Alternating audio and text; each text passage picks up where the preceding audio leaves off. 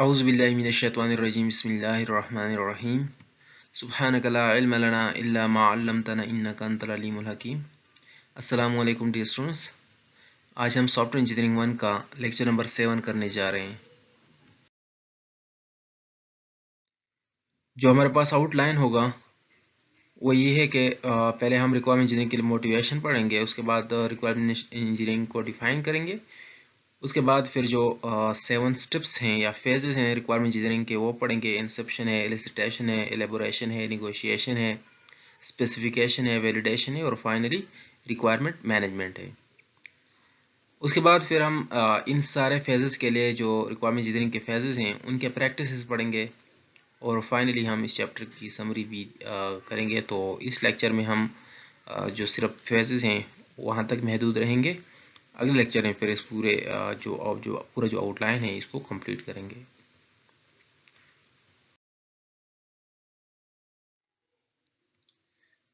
तो what to develop is as much as important how to develop. ठीक है, क्या हमने बनाना है वो इतना ही इम्पोर्टेंट है जैसे हम कहते हैं कि कैसे हमने बनाना है। ठीक है, यानी प्रोग्रामिंग लैंग्वेज से हम ये आंसर करते हैं कि कैसे बनाना है और एल्गोरिथम्स के जरिए, जबकि क्या बनाना है ये हमारे पास रिक्वायरमेंट से कंसर्न करता है।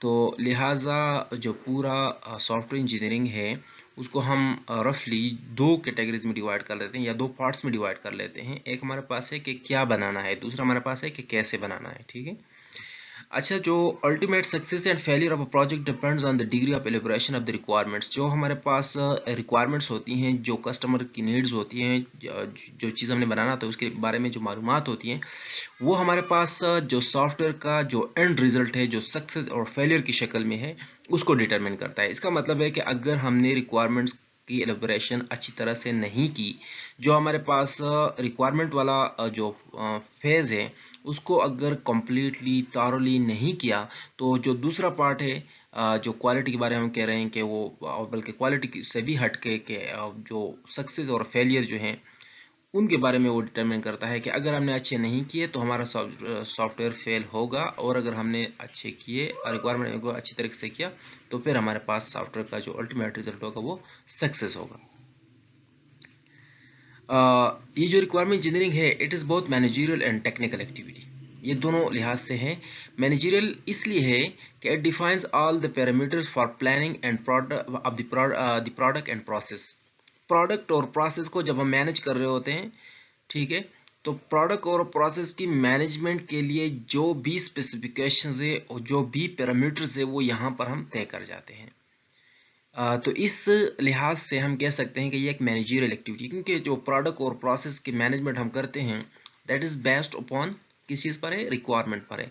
लिहाजा ये एक मैनेजरियल एक्टिविटी इस सेंस में हो गई। If the requirements are not properly known, then management of both product and process cannot be realized. ठीक है,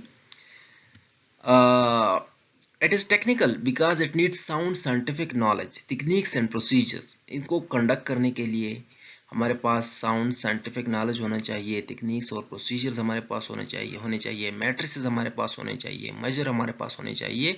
it is also social in context that it mostly done in communication phase of the generic framework activities. जो generic framework activities हैं, जो first उसमें activity हमारे पास वो communication है। तो हमने यहाँ पर इस फेज में रिक्वायरमेंट इंजीनियरिंग के ऊपर हमने कम्युनिकेट करना होता है अपने कस्टमर से, अपने स्टेक होल्डर से, अपने इंफॉर्मेशन ऑब्जेक्ट से, अपने डेटा ऑब्जेक्ट से, अपने आपस में हमने मीटिंग्स को कंडक्ट करने होते हैं। लिहाजा ये एक सोशल एक्टिविटी भी है कि कितना वोकल एक सॉफ्टवेयर इंजीनियर है, रिक्वायरमेंट इंजीनियर है, किस तरीके से वो रिक्वायरमेंट से एम्बिग्विटीज़ को निकाल सकता है, रिक्वायरमेंट से एनोमलीज को, इसी तरह जो उसमें जो इनकम्प्लीटनेस होती है उन चीज़ों को कैसे वो डील कर सकता है। 10 factors identified in literature that foil the whole project are 90% from the requirement phase। यानी एक पूरे प्रोजेक्ट को जो फ्लॉप होने के लिए जो 10 फैक्टर्स हैं वो आप पढ़ सकते हैं रिक्वायरमेंट इंजीनियरिंग से सॉफ्टवेयर प्रोजेक्ट मैनेजमेंट में। उनमें से 90% जो हैं, 90% फैक्टर्स जो हैं, इसका मतलब है कि 10 में से 9 ऐसे फैक्टर्स हैं जो रिक्वायरमेंट फेज से रिलेटेड है। इसका मतलब हुआ कि लिटरेचर के मुताबिक जो प्रोजेक्ट का फेलियर, पूरे प्रोजेक्ट के फेलियर के पैरामीटर जो है उनमें 90% कंट्रीब्यूशन होता है रिक्वायरमेंट का। अगर रिक्वायरमेंट्स को हम अच्छी तरह से कर लेते हैं, इसका मतलब है कि 90% जो चांस होता है प्रोजेक्ट के फेलियर का, वो खत्म हो जाता है। Ambiguous, inconsistent, conflicting requirements lead to a total failure of the system. अगर हमारे पास requirements ambiguous हों, inconsistent हो, conflicting हो, ambiguous का मतलब ये है कि वो statement जो हमें requirements में मिले हों उनके more than one meanings हो, ठीक है, या उनके more than one implications हो। इनकंसिस्टेंट का मतलब ये है कि कभी एक यूज़र एक वक्त में एक बात करता है, वही यूज़र दूसरे वक्त में कोई दूसरी बात करता है कि अब इस तरह चाहिए, कुछ देर बाद कहता नहीं इस तरह चाहिए, तो इसको हम इनकंसिस्टेंट रिक्वायरमेंट कहते हैं। या फिर दो डेटा ऑब्जेक्ट्स हैं, दो बंदे हैं जो इन्फॉर्मेशन दे रहे हैं, एक तरह की बात कर रहा है, दूसरा दूसरी तरह की बात कर रहा है। इस तरह कॉन्फ्लिक्टिंग रिक्वायरमेंट्स का मतलब होता है कि दो रिक्वायरमेंट्स जो ऐसे हों जो एक किस्म के इनपुट पर डिफरेंट किस्म के आउटपुट मांग रहे हों, ठीक है। तो ये सारी चीज़ें जो है ये प्रोजेक्ट की टोटल फेलियर की वजह बन सकती हैं। यहाँ पर एक मशहूर ये है कॉल है सॉफ्टवेयर इंजीनियरिंग का कि the hardest single part of building a software system is deciding what to build. सबसे जो मुश्किल और सबसे मुश्किल एक मतलब ऐसा कोई दूसरा बहुत मुश्किल चीज़ कोई फैक्टर नहीं है। तो एक जो सबसे मुश्किल फैक्टर है वो क्या है? To decide what to build. No part of the work so cripples the resulting system if done improperly, जैसे कि more difficult for जिसको हम लेटर फिर ठीक कर सकते हैं। मतलब अगर हमने बाकी कोई काम स्टार्ट में कोई गलती उसमें कर ली तो उसको हम आसानी से रेक्टिफाई कर सकते हैं बाद में, लेकिन अगर रिक्वायरमेंट इंजीनियरिंग में हमने कोई गलती कर दी तो बाद में फिर उसको रेक्टिफाई करना बहुत मुश्किल हो जाता है। हम डिफाइन कर लेते हैं कि रिक्वायरमेंट इंजीनियरिंग है क्या चीज़। Requirement engineering is a set of activities that provide the suitable mechanism for understanding the need of the customer. ठीक है, नीड ऑफ द कस्टमर को अंडरस्टैंड करने के लिए सुटेबल मैकेनिज्म प्रोवाइड करता है। ठीक है, analysing the requirements of the customer, उन जो कस्टमर हमें रिक्वायरमेंट्स मुहैया करता है उनको हमने क्या करना होता है? एनालाइज करना होता है। असेसिंग फिजिबिलिटी, उन रिक्वायरमेंट्स की बेस पर जो प्रोजेक्ट की फिजिबिलिटी है वो हम क्या कर सकते हैं? उसे असेस कर सकते हैं, तयन कर सकते हैं। निगोशिएटिंग रीजनेबल सॉल्यूशंस, जो हमारे पास अवेलेबल रिसोर्सेज में रीजनेबल सॉल्यूशंस हैं उनको हम क्या करते हैं? नेगोशिएट करते हैं विद द कस्टमर और जो डेवलपर्स होते हैं उनके बीच में। प्रोवाइडिंग अनएम्बिगुअस सॉल्यूशंस, ऐसे सॉल्यूशंस हमें मुहैया करता है जो अनएम्बिगुअस हो, स्ट्रेट फॉरवर्ड, सीधा सीधा। वैलिडेटिंग द स्पेसिफिकेशन, ठीक है, जो हमारे पास स्पेसिफिक एक्शंस होंगे उनको वैलिडेट करना, उनके बेस पर के क्या वो जो हमें रिक्वायरमेंट्स में जो यूज़र कहता है कि सिस्टम ये काम करे, ये काम करे, ये काम करे, वो सारे के सारे काम उसी तरह हो रहे हैं कि नहीं। एंड मैनेजिंग द रिक्वायरमेंट्स, और फाइनली हमारे जो रिक्वायरमेंट्स होती हैं क्योंकि वो हम मैनेज कर रहे होते हैं through out the software development life cycle, तो सारे साइकिल के अंदर उन रिक्वायरमेंट्स को मैनेज करना भी हमारे पास रिक्वायरमेंट इंजीनियरिंग के अंडर है। In the course of development of software existing requirements are changed. जब हम सॉफ्टवेयर बनाते होते हैं तो हमारे पास जो रिक्वायरमेंट्स होते हैं वो क्या होते हैं? वो कोई स्टेबल नहीं रहते कि जो हमें यूज़र ने स्टार्ट में कह दिया बिल्कुल वही चीज़ जो है ना एंड तक रहे। हो सकता है कि दरमियान में जो बिजनेस होता है उसका स्कोप चेंज हो जाए, उसकी प्रायोरिटीज़ चेंज हो जाए, उसका इंटरेस्ट चेंज हो जाए और उनकी बेस पर यूज़र जो है हमें रिक्वायरमेंट्स में भी कोई रद्द-बदल का कहे कि ऐसा ना हो, ऐसा हो, ये भी साथ में हो, ये साथ ना हो। ठीक है, तो ये चीज़ें होती रहती हैं। Existing requirements are changed, modified and updated, उनको ठीक है मॉडिफाई की जाती हैं और उनको अपडेट किया जाता है। सिमिलरली न्यू रिक्वायरमेंट्स अराइजेज, साथ में न्यू रिक्वायरमेंट्स जो भी आती हैं, new requirements arises, new dimensions emerge, हमारे पास जो बिजनेस स्कोप के न्यू डायमेंशंस होते हैं वो इमर्ज होते हैं कि ये काम भी साथ होना चाहिए, इसके साथ ये भी होना चाहिए। स्कोप एक्सपेंड्स, जो हमारे पास बिजनेस होता है जो हम उसको कंप्यूटराइज कर रहे होते हैं उसका स्कोप बढ़ जाए, उसकी डिमांड्स, उसके जो मतलब फॉर एग्जांपल पहले एक ही जगह पर था, अब उसके ब्रांचेस हैं, उसकी मार्केटिंग की भी ज़रूरत पड़ गई है वगैरह वगैरह। यूज़र एक्सपेक्टेशन इंक्रीजेस, यूज़र के जो सिस्टम से एक्सपेक्टेशंस हैं वो वक्त के साथ साथ बढ़ जाएँ। ठीक है। अच्छा, what customer wants by explicitly saying it is called actual requirements। जो हमें यूज़र कहता है कि हमें ये चाहिए, जो एग्जैक्टली जो उसे चाहिए होते हैं उनको हम कहते हैं एक्चुअल रिक्वायरमेंट्स हैं। what customer wants by explicitly saying what customer expects implicitly is called expected requirements। और यूज़र की expectations जो होती हैं नॉर्मली वो क्या होती हैं, वो डिफरेंट होती हैं। तो यूज़र जो एक्सपेक्ट कर रहा होता है उसको वो तो बोलता तो नहीं है कि ये होना चाहिए, लेकिन वो एक्सपेक्ट कर रहा है कि भाई ये होंगे उसमें। ठीक है, जैसे सिक्योरिटी हो गया, इस तरह के कुछ फीचर्स जो यूज़र एक्सपेक्ट कर रहा होता है लेकिन वो हमें बोलता नहीं है। what makes customer more satisfied and neither asked by the customer to be done nor expected are called excited requirements। अब ऐसे रिक्वायरमेंट्स होते हैं जो यूज़र हमें ना तो कहता है ना यूज़र जो है उनको एक्सपेक्ट कर रहा होता है, लेकिन उसकी सेटिस्फैक्शन को बढ़ाने के लिए, क्योंकि हमने सॉफ्टवेयर इंजीनियरिंग के इंट्रोडक्शन में कहा था कि जो हम हाई क्वालिटी सॉफ्टवेयर में यूज़र को सेटिस्फाई करना भी हमारा एक मकसद होता है। तो उसको सेटिस्फाई करने के लिए कुछ रिक्वायरमेंट्स हम अपने आप से लगा लेते हैं, तो उनको हम एक्साइटेड रिक्वायरमेंट्स कहते हैं। ठीक है, तो ये पहले भी आपको बता चुका हूँ कि कुछ हमारे पास एक्चुअल रिक्वायरमेंट्स हैं, कुछ हमारे पास एक्सपेक्टेड रिक्वायरमेंट्स हैं और कुछ हमारे पास एक्साइटेड रिक्वायरमेंट्स हैं। What customer says and what he means, how the customer has technical knowledge, discrepancies among the requirements or information objects। ठीक है, ये सारी चीज़ें जो है ना हम रिक्वायरमेंट इंजीनियरिंग के अंदर डिस्कस करते हैं। क्या कस्टमर नॉर्मली कहता कुछ और होता है और उसका मतलब कुछ और होता है, क्योंकि कम्युनिकेशन गैप की वजह से या फिर और जो सोशल फैक्टर्स की वजह से। How the customer has technical knowledge, उसका कितना ज़्यादा टेक्निकल नॉलेज है इस फील्ड के अंदर। Discrepancies among the requirement information objects, जो हम इंफॉर्मेशन ऑब्जेक्ट होते हैं हमारे पास या जो डेटा ऑब्जेक्ट्स होते हैं। रिक्वायरमेंट और डेटा ऑब्जेक्ट्स वो चीज़ें होती हैं, वो लोग होते हैं जिनसे हम इंफॉर्मेशन कलेक्ट कर रहे होते हैं। तो उनसे जो इन्फॉर्मेशन कलेक्ट कर रहे हैं तो उनमें क्या होता है, तजाद होता है। कुछ एक किस्म के होते हैं, कुछ दूसरे किस्म के होते हैं, कुछ एक बात को मुख्तलिफ तरीक़ों से करते हैं। लिहाजा इन चीज़ों पर जो है ना हमने कमांड रखना होता है रिक्वायरमेंट इंजीनियरिंग के अंदर।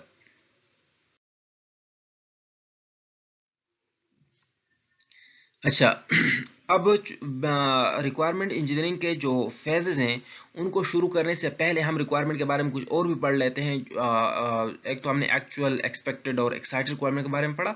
अब हमारे पास जो ब्रॉडली हम रिक्वायरमेंट्स होते हैं उनको क्लासीफाई करते हैं इनटू टू टाइप्स। एक हमारे पास होते हैं फंक्शनल रिक्वायरमेंट्स और दूसरे हमारे पास होते हैं नॉन फंक्शनल रिक्वायरमेंट्स। ठीक है, तो फंक्शनल और नॉन फंक्शनल रिक्वायरमेंट्स के तौर पर हमारे पास दो किस्म के रिक्वायरमेंट्स होते हैं।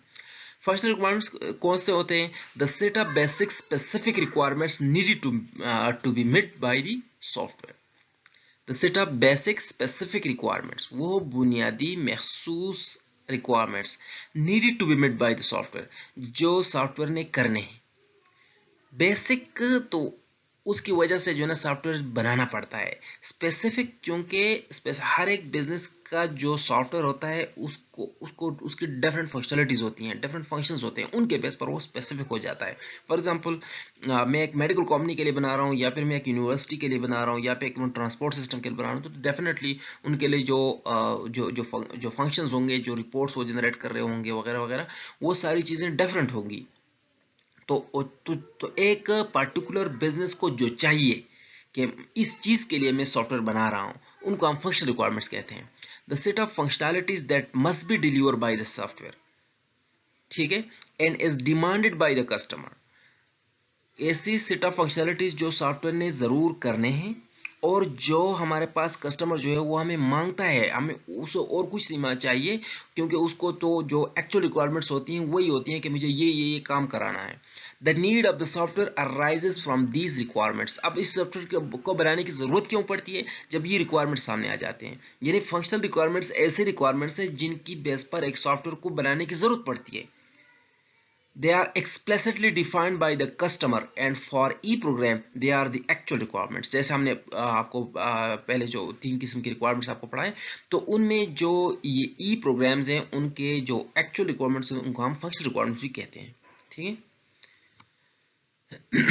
It defines what the system should do and what shouldn't do। System को क्या करना है और क्या नहीं करना, बस क्लियर कट ये काम करने हैं, ये काम नहीं करना। फॉर एग्जांपल एक मेडिकल या फिर हॉस्पिटल मैनेजमेंट सिस्टम के लिए जब मैं एक सॉफ्टवेयर बना रहा हूँ, तो उसमें मुझे पेशेंट के रिलेटेड, डॉक्टर के रिलेटेड, मेडिकल के रिलेटेड जो उसमें वार्ड्स होते हैं उनके रिलेटेड उनकी इन्फॉर्मेशन चाहिए। अब मैं उसमें कहूँ कि बस टर्मिनल के लिहाज से भी उसमें कुछ हो, तो वो मुझे नहीं चाहिए वहाँ पर, ठीक है। लिहाजा जो मुझे चाहिए और जो मुझे नहीं चाहिए उसका ताउन जो करते हैं वो हमारे फंक्शनल रिक्वायरमेंट्स करते हैं। It is related with the business domain. Business domain के साथ रिलेट करता है। जो बिजनेस होता है उसके मखसूस फंक्शनल रिक्वायरमेंट्स होते हैं। जैसे हमारे पास रिपोर्टिंग हो गया, ऑर्डरिंग ऑफ प्रोडक्ट हो गया, अकाउंट मैनेजमेंट हो गया, ये सारी चीज़ें जो हैं ये किसी से रिलेटेड है, ये बिजनेस डोमेन से रिलेटेड है। फॉर एग्जांपल एक चैरिटी ऑर्गेनाइजेशन है, उसके लिए सॉफ्टवेयर बना रहा हूँ, या फॉर एग्जांपल एक ऑनलाइन जो ईबे की तरह सॉफ्टवेयर वो बना रहा हूँ, तो उस सिचुएशन में हमारे पास जो फंक्शनल रिक्वायरमेंट्स होती है वो हर सॉफ्टवेयर की अपनी मखसूस रिक्वायरमेंट्स होती हैं।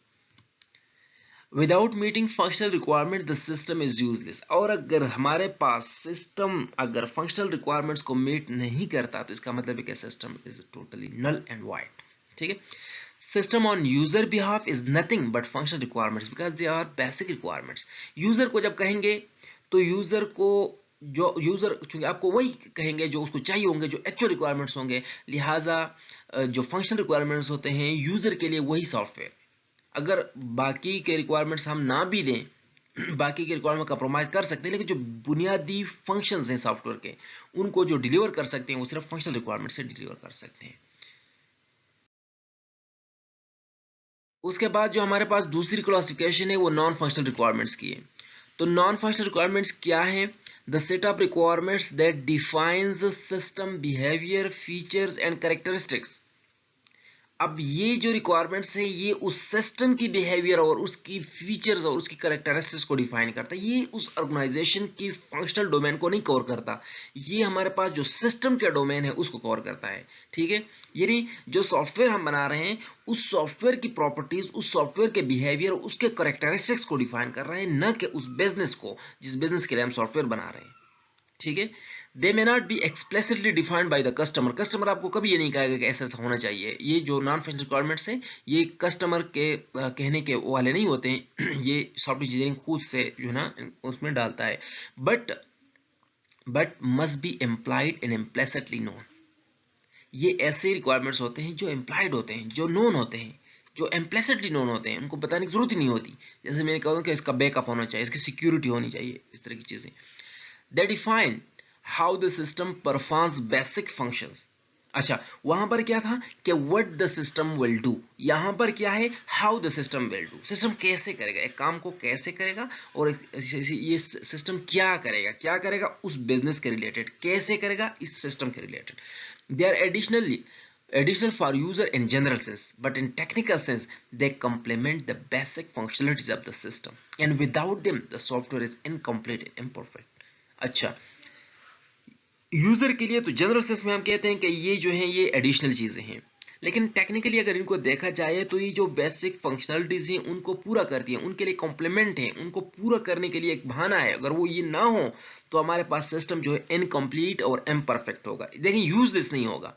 फंक्शनल रिक्वायरमेंट्स में जो हम सिस्टम बनाएंगे तो वो अगर फंक्शनल रिक्वायरमेंट नहीं होंगी तो वो यूजलेस होगा, लेकिन अगर नॉन फंक्शनल रिक्वायरमेंट्स नहीं होंगी तो सिस्टम इनकम्प्लीट होगा, इम्परफेक्ट होगा in the point of view of software engineer, ठीक है। सॉफ्टवेयर इंजीनियर जिस तरीके से एक सॉफ्टवेयर को देखता है तो उस लिहाज से वो सॉफ्टवेयर क्या होगा, इनकम्प्लीट होगा और इम्परफेक्ट होगा। हाँ, यूजलेस नहीं होगा, जो काम यूजर को चाहिए थे वो इनके अलावा भी चल जाता है, ठीक है, गुजारे।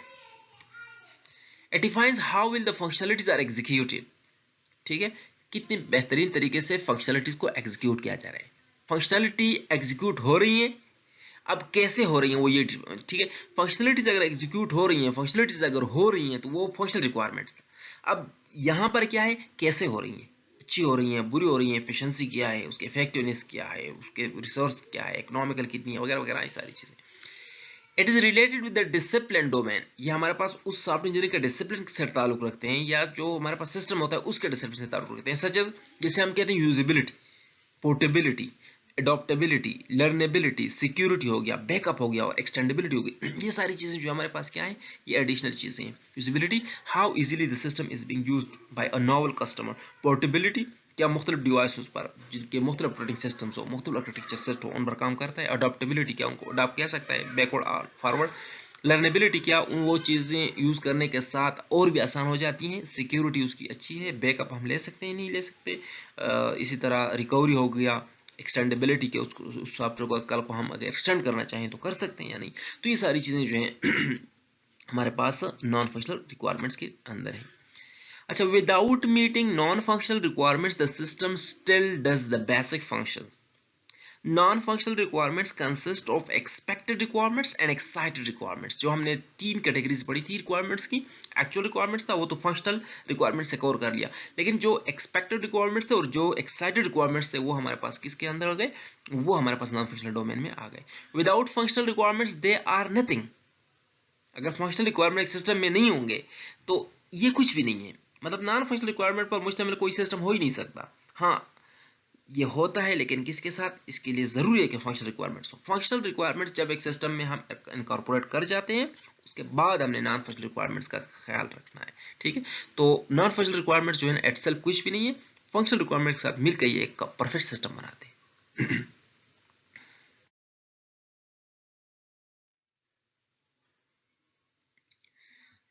Requirement engineering leads us to modelling and construction.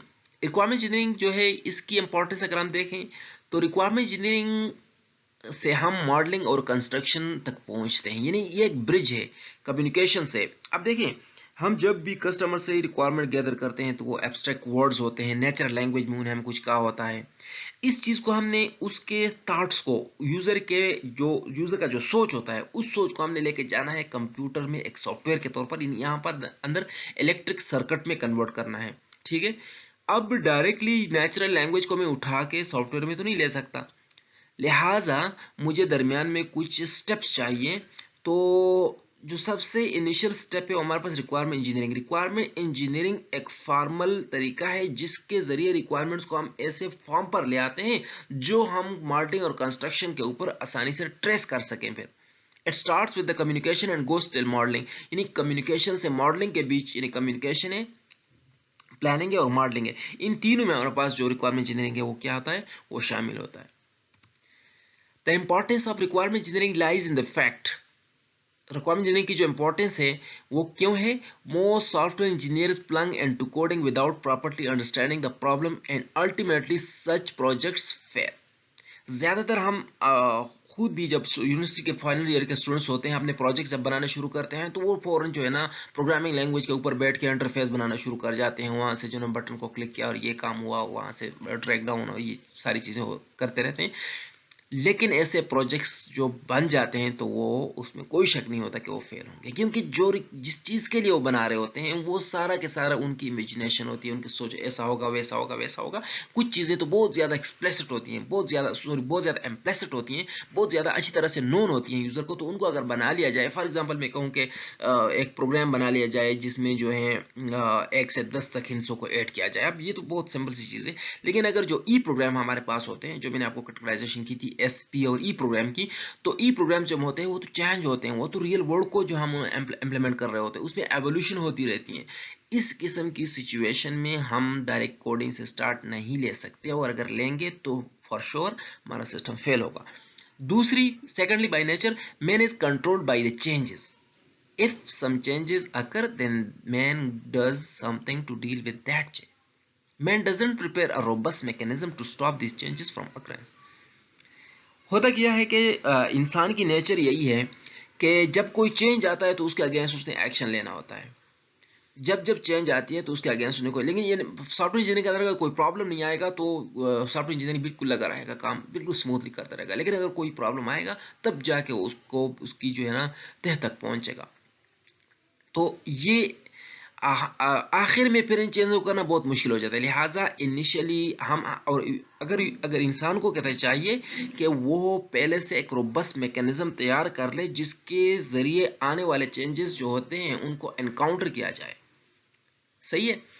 Third जो हमारे पास इसके इंपॉर्टेंस लाई करती है वो किसमें, बिकॉज ऑल एक्शंस और activities of software engineering depend on requirements, so any mistake at this stage may reflect in the final phase after a lot of effort and resources consumption। क्योंकि ये हमारे पास initial phase है, start है। Requirement engineering में अगर कोई mistake हो जाती है तो इसकी रेक्टिफिकेशन फिर हम अगर नहीं करते और ये होके फाइनल फेज तक हम पहुंच जाते हैं और वहां पर पता चल जाएगा कोई मिस्टेक है, तो तब तक हम बहुत सारा टाइम वेस्ट कर चुके हैं, बहुत सारे रिसोर्स हम कंज्यूम कर चुके होंगे। लिहाजा ये चूंकि इनिशियल फेजेस हैं तो इन पर और बाकी सारे जो फेजेस हैं वो इस पर डिपेंड करती हैं। लिहाजा इसको जो है ना ठीक तरीके से करना होता है।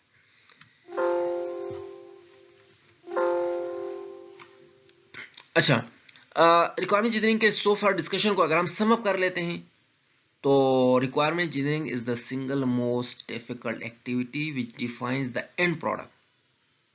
सिंगल मोस्ट डिफिकल्ट एक्टिविटी जो रिक्वायरमेंट इंजीनियरिंग है जो हमारे पास एंड प्रोडक्ट को डिफाइन करती है कि एंड प्रोडक्ट जो होगा यानी जो सॉफ्टवेयर हम बनाया होगा वो कैसा होगा, क्वालिटी के लिहाज से, एक्सेप्टेंस के लिहाज से, फंक्शनैलिटीज के लिहाज से, यूजिबिलिटी के लिहाज से वो कैसा सॉफ्टवेयर होगा। तो ये सारा जो है हमारे पास रिक्वायरमेंट इंजीनियरिंग का मोटिवेशन था। हम जाते हैं सॉफ्टवेयर इंजीनियरिंग के फेजेस पर। जो हमने किए थे कि 7 फेजेस हैं, तो उन फेजेस को हम शुरू करते हैं। सबसे पहले वाला फेज हमारे पास है इंसेप्शन। तो इंसेप्शन जैसे इसके नाम से जाहिर है टू बिगिन, शुरू करना, बिगिन। और नॉर्मली हम बिगिन कहाँ से करते हैं, फॉर्मल हैंडशेक से और उसके बाद एक बैठक से, फिर उसमें कम्युनिकेशन करते रहते हैं, एक दूसरे को के नाम पहचानते हैं, तो वहाँ से हमारा जो है ना इंसेप्शन शुरू हो जाता है। Inception is the first step of requirement engineering task. This step sows the unknown seeds which grows into either a tassel or rose। ये वही स्टेप है जहां पर हम ऐसे बीज बोते हैं जो आखिर में या तो हमारे पास कांटेदार पौधा निकालते हैं या फिर एक गुलाब निकालते हैं। इसका मतलब है कि इसकी इंपॉर्टेंस जो है पूरी रिक्वायरमेंट इंजीनियरिंग में सबसे पहला स्टेप जो है वो इंसेप्शन है। लिहाजा इंसेप्शन बहुत इंपॉर्टेंट चीज़ है जहां से हम किस्म के का बीज बोते हैं। या मशहूर कॉल है कैपर जॉन्स का, the seeds of the major software disasters are usually sown in the first 3 months in inception of the commencing the software project. यानी जो तबाही के बीज होते हैं वो सॉफ्टवेयर डेवलपमेंट हम कहाँ पर बोते हैं, इनिशियली जो 3 months होते हैं या जो रिक्वायरमेंट इंजीनियरिंग होता है या जो रिक्वायरमेंट का फर्स्ट फेज होता है, इंसेप्शन फेज होता है, उस फेज पर हमने बीज बो चुके होते हैं। आखिर में फिर जब फसल काटते हैं पता नहीं वो क्या कौन सी फसल उगाता होगा। The seeds of the major, अच्छा ये तो हो गया। At this very stage a relation is built between developer and the customer। Developer और कस्टमर के बीच में रिलेशन बनाया जाता है। Communication gap is found, communication gap find किया जाता है क्योंकि कस्टमर अपनी फील्ड का जो है ना एक्सपर्ट होता है, डेवलपर अपनी फील्ड का एक्सपर्ट होता है। दोनों के साइकोलॉजिकल जो उनके माइंडसेट के डिफरेंस होते हैं बहुत ज़्यादा होते हैं। इस तरह जो टारगेट एरिया होता है कि क्या कंप्यूटराइज करना होता है उसको एक्सप्लोर किया जाता है। Data sources is found, data source का मतलब क्या है कि कौन कौन से ऑब्जेक्ट से हम डेटा कलेक्ट सकते हैं। द पीपल और objects from whom that data is collected are known as data source और data objects are information objects और इंफॉर्मेशन सोर्स। ठीक है, it is normally carried out in more than 1 meetings। Every data source is separately considered. Inception phase में हम जितनी भी data sources होते हैं, जितने भी लोग होते हैं जिनसे हम इंफॉर्मेशन कलेक्ट कर रहे होते हैं, उनसे हम सेपरेटली उनसे हम उनसे मीटिंग करते हैं और उनसे हम इंफॉर्मेशन जो बिल्कुल रफ ड्राफ्ट में होते हैं स्केच की शक्ल में, वो हम क्या करते हैं लेते हैं। Some context free questions are asked from the customer से हम कुछ कॉन्टेक्स्ट फ्री क्वेश्चन पूछते हैं जैसे व्हाट, क्या बनाना है, क्यों बनाना है, कब बनाना है वगैरह, इस तरह के क्वेश्चन हम उनसे पूछते हैं। इसके अलावा आपको जो मैं सॉफ्टवेयर प्रोजेक्ट मैनेजमेंट वाला एक स्लाइड लाता हूं। ये है W5H2 प्रिंसिपल, यानी कम्युनिकेशन के उसूल्स को हम W5H2 प्रिंसिपल कहते हैं। इसमें 5 Y's हैं और इस तरह 2 इसमें H हैं। ये आप देख सकते हैं 7 फैक्टर्स हैं। Why the system is being developed, what will be done, when will it be done, who is responsible for what function, where are they organizationally located, how it be done technically and managerially, how much of each resource is needed।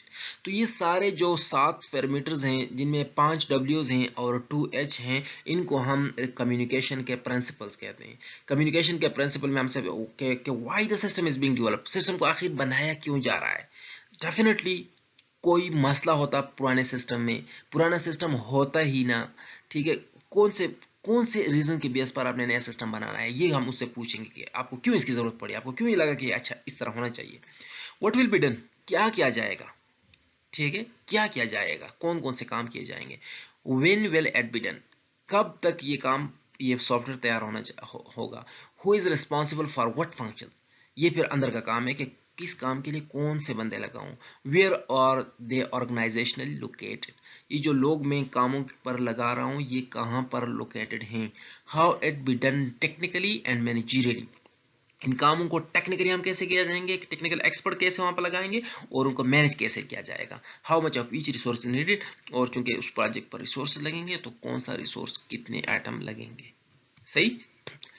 ये हमारे पास है बॉयम्स के principal. These Boehm principles are applicable for projects of all sizes and scopes and provide a good framework for project manager for planning। बॉयम के ये principal जो है ये किसी भी साइज के किसी भी स्कोप के प्रोजेक्ट के लिए क्या है, एप्लीकेबल हैं, और ये प्रोजेक्ट मैनेजर जो है उसके लिए एक प्लानिंग का फ्रेमवर्क बना के देते हैं। अगर ये सारे क्वेश्चन सही तरीके से हैंडल किए जाएं तब जाके हम एक बेहतरीन प्लानिंग जो है वो क्या कर सकते हैं, तैयार कर सकते हैं। जो सेकंड फेज है हमारे पास रिक्वायरमेंट जितने का वो एलिसिटेशन है। Elicitation is the in-depth analysis of the draft of requirements collected at the inception phase. Inception phase पर हमने कुछ ड्राफ्ट रफ जो रिक्वायरमेंट्स होगी उनको कलेक्ट किया होगा, उनको थोड़ा इन-डेप्थ एनालिसिस उनकी करनी है। It determines the context and scope of the product, किस कॉन्टेक्स्ट में हम बना रहे हैं प्रोडक्ट को और कौन से स्कोप से बना रहे हैं, ठीक है। 3 major problems of this phase, इसमें जो 3 प्रॉब्लम्स होते हैं, एक है प्रॉब्लम ऑफ स्कोप, एक है problem of understanding and third one is problem of volatility. तो इन तीनों प्रॉब्लम के बारे में जान लेते हैं। Problem of scope means that the boundary of the project is well defined, सही तरीके से बताया नहीं कि क्या क्या करना है क्या नहीं करना। और the customer gives minute technical details that hinders understanding overall objectives of the system। या फिर जो कस्टमर है उसने हमें इतनी छोटी छोटी डिटेल्स के बारे में वो लगा रहा, इतनी छोटी छोटी डिटेल हमें दी हैं जिनकी वजह से हमें ओवरऑल प्रोजेक्ट का जो डिस्क्रिप्शन है या ओवरऑल प्रोजेक्ट का जो ऑब्जेक्टिव है वो हमें क्लियर नहीं हो रहा। इतनी डिटेल में वो चला गया है टेक्निकल डिटेल्स में।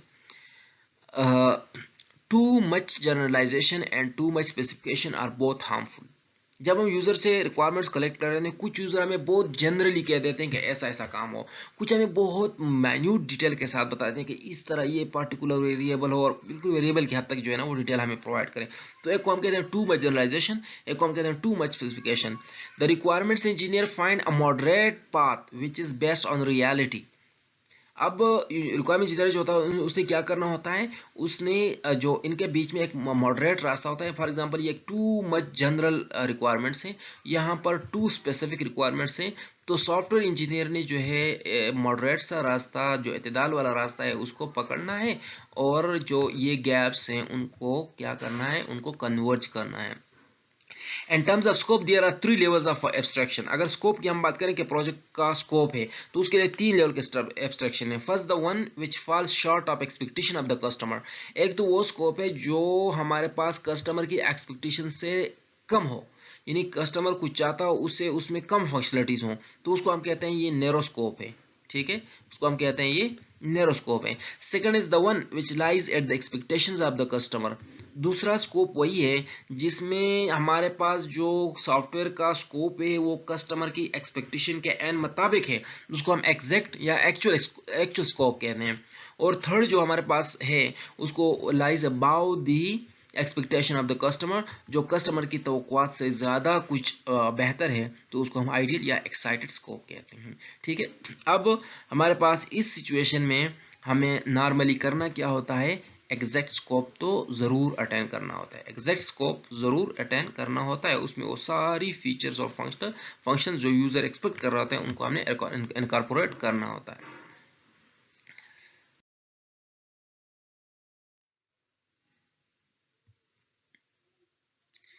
दूसरा जो प्रॉब्लम जो हमने कहा था कि प्रॉब्लम था, जो तो प्रॉब्लम ऑफ स्कोप हो गया। अब प्रॉब्लम ऑफ अंडरस्टैंडिंग की बात कर रहे हैं। तीन किस्म के प्रॉब्लम थे, problem of scope, problem of understanding and problem of volatility. तो प्रॉब्लम ऑफ अंडरस्टैंडिंग की बात करते हैं, are the problems due to which correct information is not provided to requirement engineer. Requirement engineer को ठीक इन्फॉर्मेशन नहीं मिल रही। The data sources have poor understanding of the needs, यानी जो रिक्वायरमेंट्स होती है, जो चीज़ उनको चाहिए होती है, उनके बारे में उनको बजाते खुद जो है ना अंडरस्टैंडिंग पुअर है, वो उनको सही तरीके से नहीं कहे। Have inconsistency in their statement, उनके स्टेटमेंट इनकंसिस्टेंट है, कभी क्या कह रहे हैं कभी क्या कह रहे हैं। हैव एम्बिगुअस डिमांड्स, उनके जो डिमांड्स होते हैं वो एम्बिगुअस होते हैं, एक तरह कह रहा है, दूसरा दूसरी तरह कह रहा है। Have requirements conflicts, requirement conflict का मतलब है कि एक किस्म की रिक्वायरमेंट्स पर एक किस्म का आउटपुट चाहता है और दूसरा दूसरी किस्म का आउटपुट चाहता है। Have trouble in communicating there needs, अपनी जो ज़रूरियात होती है उनको कम्युनिकेट करने में उनको दुश्वारी है, वो कुछ सही तरीके से एक्सप्लेट नहीं, वो जो कुछ कह रहे हैं और जो कुछ उनका मतलब होता है उनमें फ़र्क होता है। Omit some useful aspects of the system, कुछ सिस्टम के जो बहुत अहम चीज़ें होती है वो उनसे भूल जाती हैं, उनको छोड़ देते हैं। Add some unnecessary details and establish poor links, और जो कभी वो क्या कर रहे हैं, जो अननेसेसरी डिटेल्स होते हैं उन पर ज़्यादा फोकस दे देते हैं, और जो इंपॉर्टेंट चीज़ें होती हैं जो प्रोजेक्ट के अंदर जो उनको होना चाहिए तो उनको अवॉइड कर जाते हैं। इस तरह जो पुअर लिंक्स जो है इस्टेब्लिश कर लेते हैं, जो इदारे के अंदर मुख्तलिफ डिपार्टमेंट्स के अंदर होते हैं उनको पुअर लिंक्स इस्टेब्लिश कर लेते हैं। तो ये होता है प्रॉब्लम ऑफ अंडरस्टैंडिंग। जो थर्ड हमारे पास प्रॉब्लम था वो प्रॉब्लम ऑफ वोलेटिलिटी था। Problem of volatility means that the requirements of the user are unstable and change with time. ये तो एक फैक्ट है कि यूजर की रिक्वायरमेंट्स जो होती हैं वो वक्त के साथ साथ चेंज होती रहती हैं। अब उन चेंजिंग रिक्वायरमेंट्स की वजह से सॉफ्टवेयर इंजीनियर और प्रोजेक्ट मैनेजर को ना प्रॉब्लम्स होते हैं। प्रॉब्लम्स ये होते हैं कि सॉफ्टवेयर मैनेजर ने जो प्लानिंग की होती है कि मैंने ये काम इतने वक्त में ऐसे करना है, इन लोगों से करना है, इस कॉस्ट पर करना है। अब वो जब काम शुरू करके 50% कर चुका है और आगे से रिक्वायरमेंट चेंज हो है कि इस तरह नहीं होना, इस तरह होना चाहिए, तब जाके उसको ये मसला हो जाता है कि उसका जो प्लानिंग होता है वो क्या होता है, वो स्टेबल नहीं रहता और डायनामिक हो जाता है, कभी कभी कम कभी ज़्यादा, कभी कम कभी ज़्यादा। तो ये मसले जो है ना प्रोजेक्ट मैनेजर को टैकल करने पड़ते हैं। सिमिलरली जो टेक्निकल एस्पेक्ट पर है, एक काम हुआ है और उसको फिर से ख़त्म करना, फिर से करना, ये एक दूसरा इशू होता है यूज़र लेवल पर। It is a collaborative activity in which, चूंकि रिक्वायरमेंट इंजीनियरिंग जो है ना ये हमारे पास एक कोलैबोरेटिव एक्टिविटी है, in which the customer is a part of development team. Customer जो हमारे पास होता है वो डेवलपमेंट टीम का एक मेंबर होता है, उसके साथ ही होता है, हर वक्त उसके साथ होता है, सी चीज़ें उनसे डिस्कस की जाती हैं। Every now and then the customer is asked the same question in different ways, same question को डिफरेंट तरीकों से उसे पूछा जाता है, to find that whether the requirements are stable, ताकि उसे अंदाज़ा हो सके कि ये जो कुछ कह रहा है ये चीज़ स्टेबल है या ये कल को कुछ और कहना दे, यानी स्टेबिलिटी को डिस्टर्ब ना कर जाए। तो इसीलिए उससे एक क्वेश्चन को डिफरेंट अंदाज से पूछा जाता है कि वो जो हमें बता रहा है क्या वो चीज़ कंसिस्टेंटली एक ही चीज़ डिमांड कर रहा है या कुछ इधर उधर की बोल रहा है। This problem also occurs if the business needs of the organization are changing. ये प्रॉब्लम तब भी आ सकता है कि अगर बिजनेस नीड ऑर्गेनाइजेशन की चेंज होती हो। बिजनेस नीड का मतलब ये है कि फॉर एग्जांपल इनिशियली हमारे पास एक सेंट्रल ऑफिस था, अभी उसके कई सारे ब्रांचेस हैं जो रिमोट एरियाज में लोकेटेड हैं और उनको लिंक करना है टुगेदर और एक सॉफ्टवेयर से चलाना है, डिस्ट्रीब्यूटेड डेटाबेस से करना है। तो उस सिचुएशन में its plan trajectory goes in some other context. Plan trajectory एक तरह थी, अब जो है ना उसका प्लानिंग दूसरी तरह का हो गया है। और it may be transforming to yet another form, या फिर बिजनेस जो है किसी दूसरी फॉर्म में ट्रांसमिट हो रहा है। तो ये आज हमारे पास थे फर्स्ट टू फेजेस, एक हमारे पास था इंसेप्शन और दूसरा हमारे पास था एलिसिटेशन। ठीक है, अगले क्लास में फिर इंशाल्लाह हम जो बाकी की फेजेस हैं वो पढ़ेंगे और साथ में उनके जो रिक्वायरमेंट्स उनके प्रैक्टिसेस थे वो भी पढ़ेंगे। Thank you so much. खुदा हाफिज़।